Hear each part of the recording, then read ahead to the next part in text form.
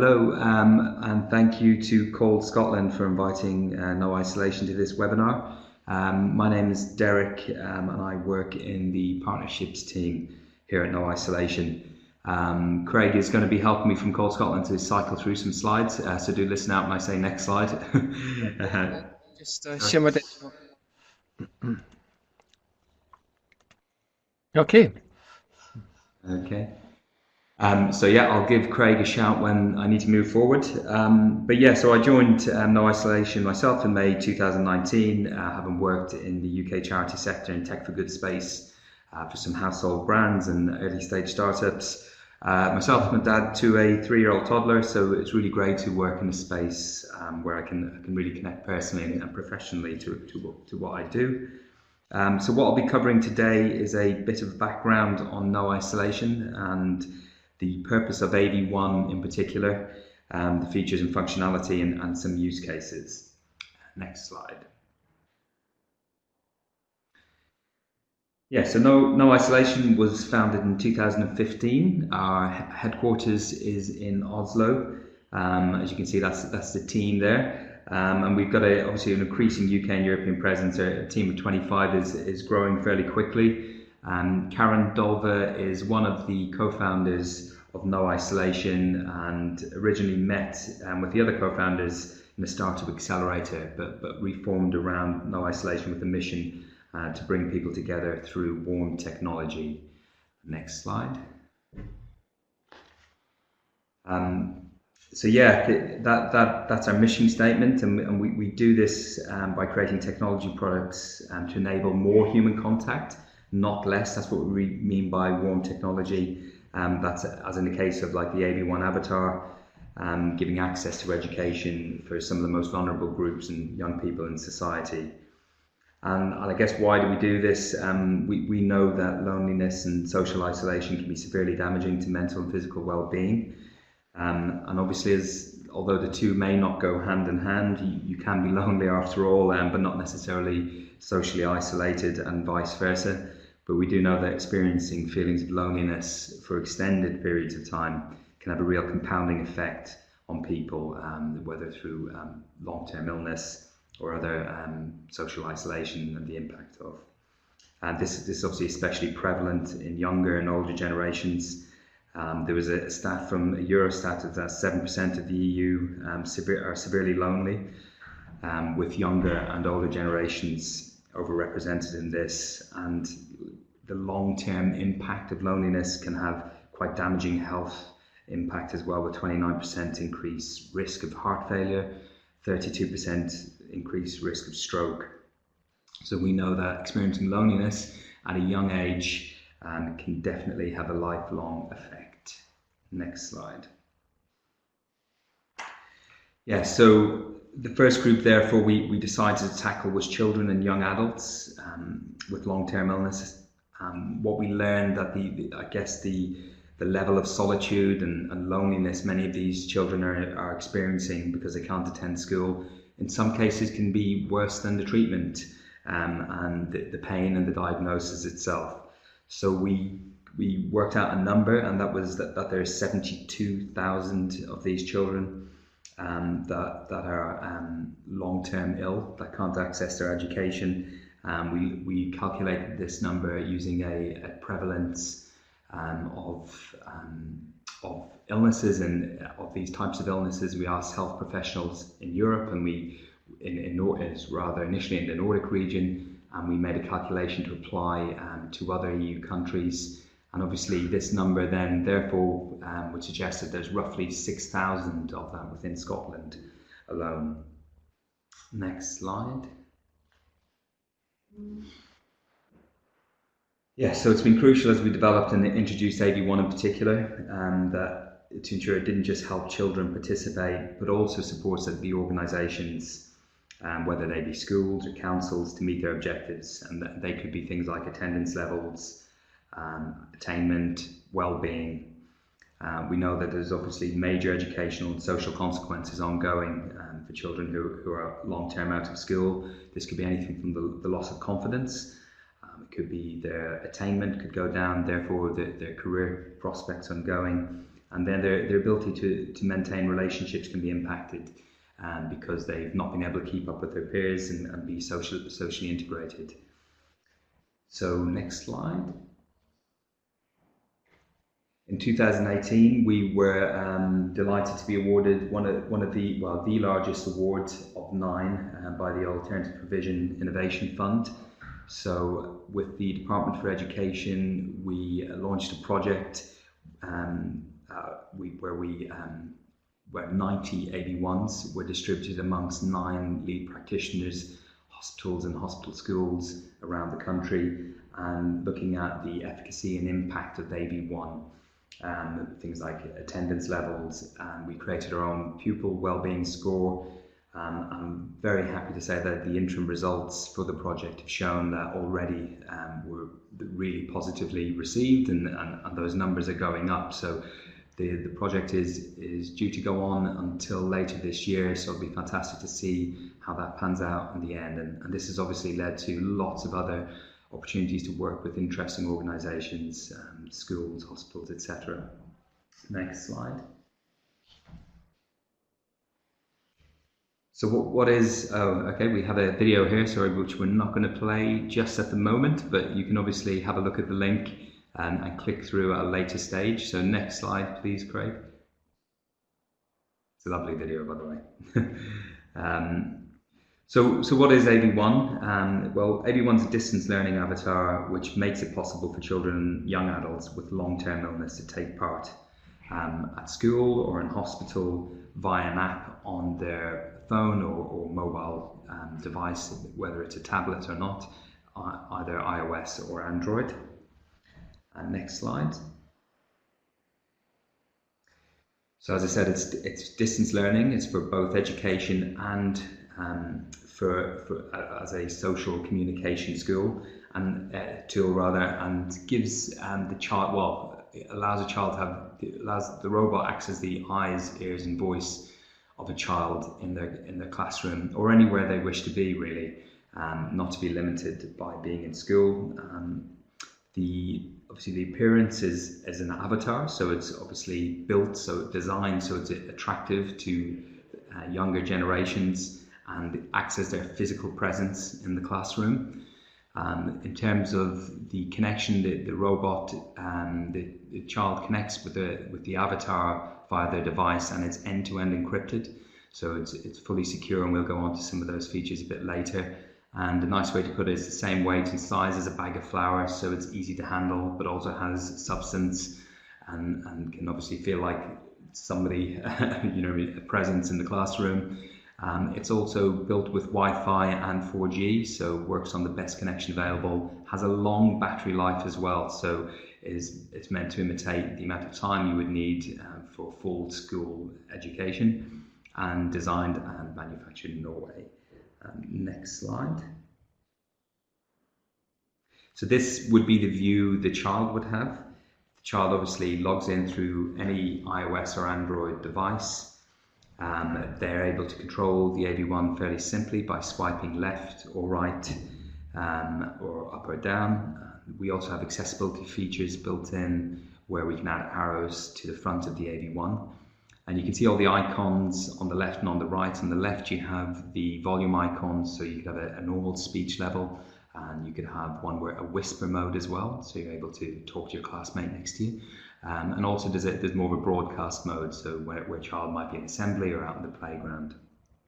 On the right hand side, the bottom right, you have obviously the faces, which are self-explanatory, so you can have a smiley face, happy face, sad face, or an inquisitive face, so the child, that can be expressed on the robot in the classroom.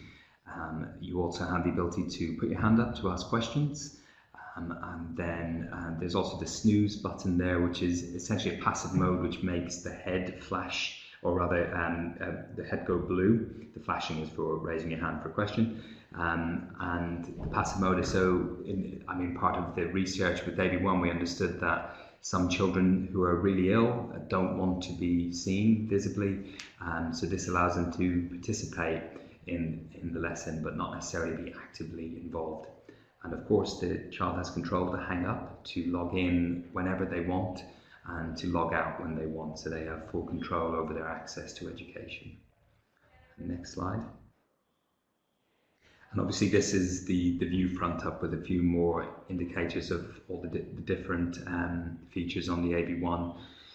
But I guess a few things to point out we haven't already is that there's a beveled grip on the back, which makes it easy to lift and transport. And light strips are on the right-hand side and left-hand side to give an indication that the AV1 has connection to a signal, and the eyes light up to show that the AV1 is on and somebody is connected, and obviously to use to control expression. And there's a big speaker obviously in the front, so that the student's voice can be heard very clearly. Next slide. So yeah, we recognise how important security and safety is, especially sensitive in school environments and with vulnerable groups. So privacy has always been at the heart of the development of AV1, and in fact the process through which we've designed and built AV1 has always had users at the heart. So we built a product through an iterative process that considers exactly what the users want, first and foremost. Next slide. So we mentioned about being live and encrypted. It's a fully live stream, so there's no potential to record on this either. And obviously the end-to-end encryption means it's virtually impossible to hack. It's got banking level encryption.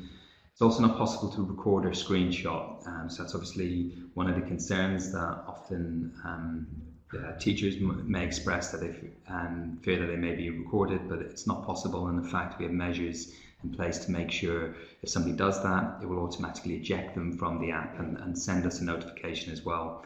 And yes, as it says, it cannot be connected to a screen. Next slide.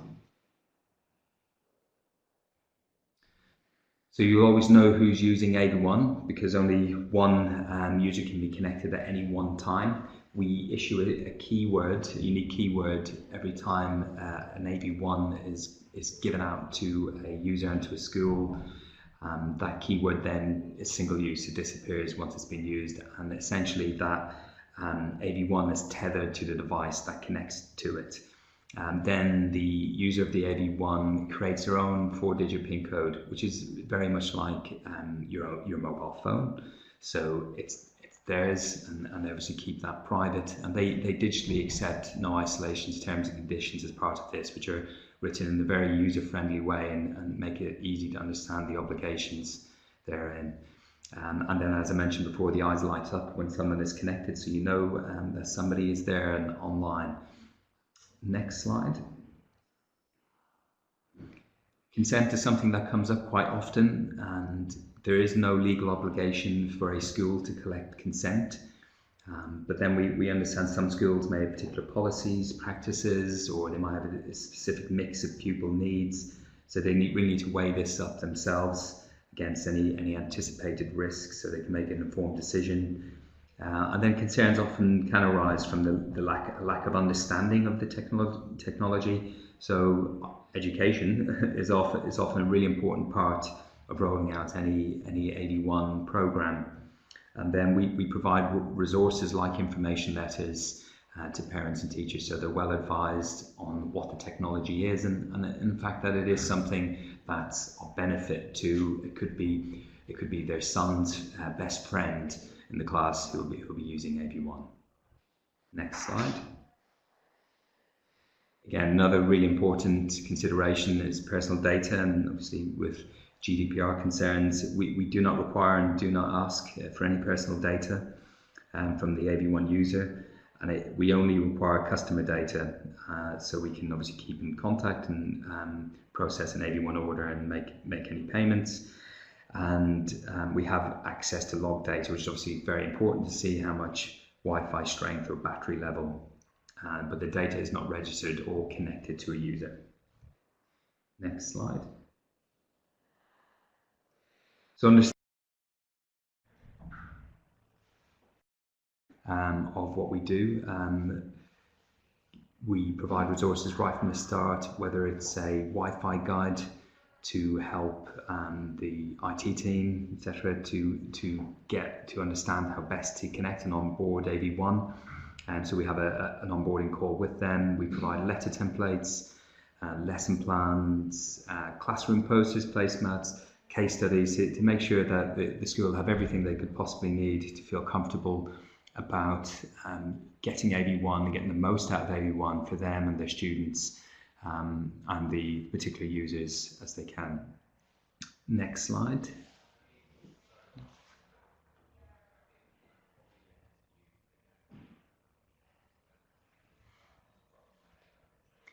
Okay, so they were the points we just went through.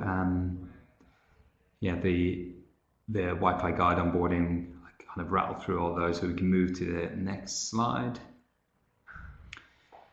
And obviously the most important part is the impact. We want to make sure that the users of AV1, the customers, families, friends, classmates, teachers, hospitals, etc., and councils can get the very most from AV1. So next slide, the things that are important that I mentioned earlier on are things like the hours of education that a child will get through using AV1.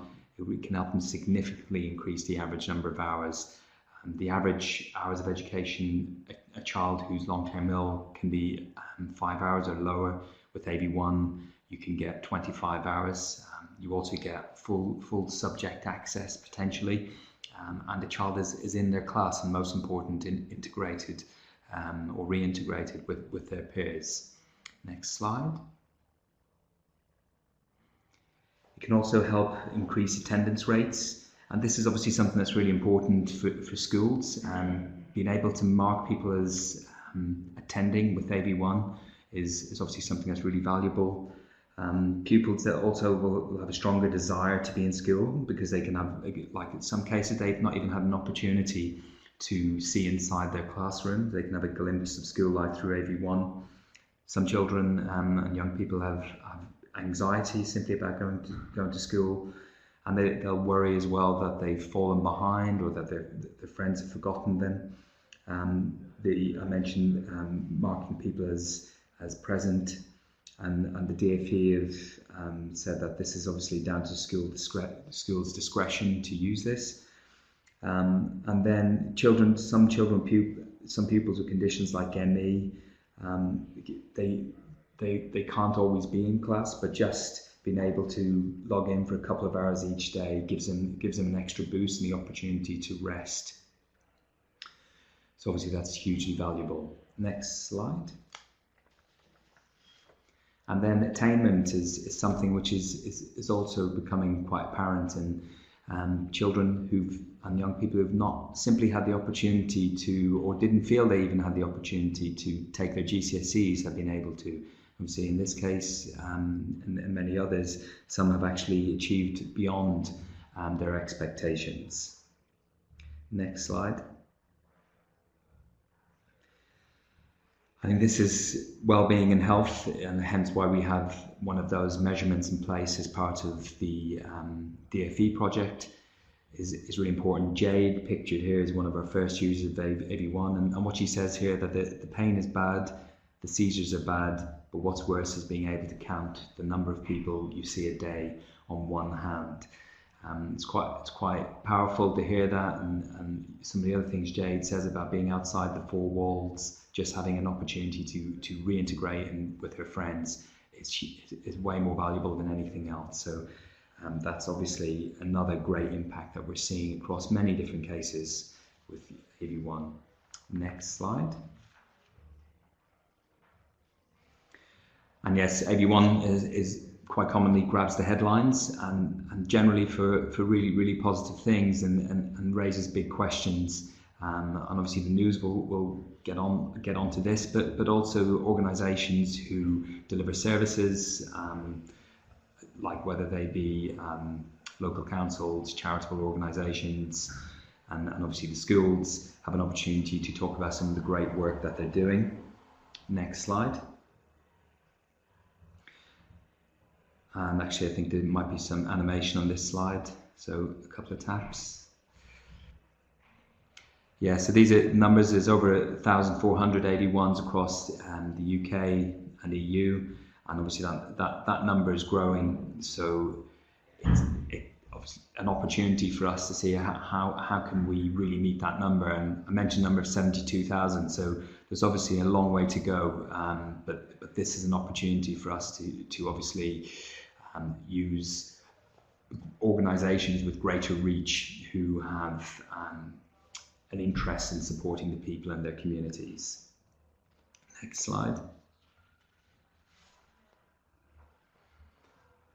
Yeah, so next few slides are going to be some of the individual case studies, and we won't necessarily stop on each one, but obviously the variety of conditions that we encounter are quite broad.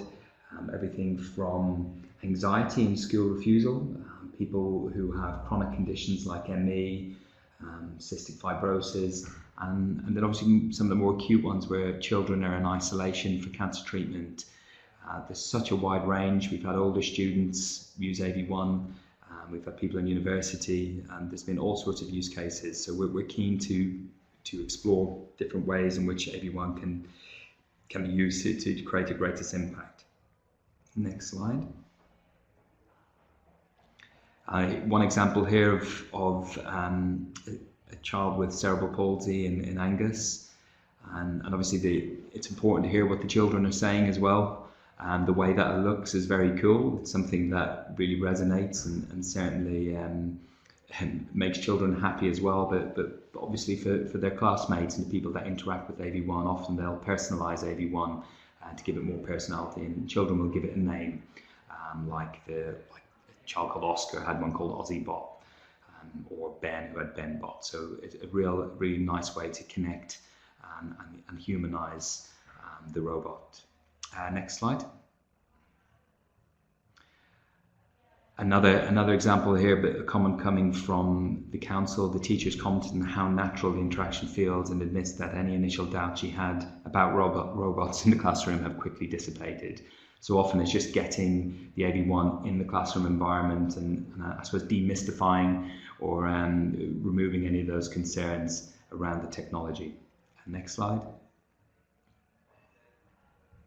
And these next two are ME sufferers. So obviously that's got, and we mentioned this earlier about giving children who have ME the opportunity to have a rest and then access their education ongoing. And in this case, obviously the academic performance greatly increased. Next slide. Another ME sufferer, and again, exceeding beyond her expectations. So we're delighted that we could help make that happen. Next slide. And this one's Sam, which is the BBC video from earlier on, well worth watching. Such a touching video, and just the video says it all, but a lovely way for a young child to access his education and see his classmates. So it's a really heartwarming video. Next slide. And anxiety, this is something which is coming up again, quite one word to describe quite a broad number of conditions and experiences, but this is something increasingly we're noticing where children want to bridge that I suppose that gap between getting back into education or who may feel uncomfortable about being around friendship groups. Often AV1 is that natural bridge to getting back and reconnecting. Next slide. And obviously cost savings are hugely important. So this is obviously from whether it's a school or a council, we know that making it financially viable is hugely important. So next slide illustrates this quite well. This is just one example, but we calculate that the cost of using AV1 can be as low as £8 per day versus the home tuition costs, which can be up to £250 or more per day. So hugely cost effective, and this stacks up the same in a similar way against online platforms. And the next slide, in fact the next three slides, go into a bit more detail on this and give some case studies, so well worth a read. So we can probably cycle through these next three. This one's about the comparison for home tuition. This one for online learning platforms. And this one just giving an illustration of the potential savings for local authorities. And the final slide is just a very high-level view of the costs. There's a rental or buy model. So you can rent at £222 per month, or an upfront 12-month subscription, or you can buy outright. So you can see how it could become more cost-effective to buy outright, and then if you know there's going to be over a year's worth of use for a particular pupil. And then obviously, as owning the hardware, an organisation can decide to then pass on to a different pupil. And I think that's it. On to the next slide. That's it. Thank you. Questions?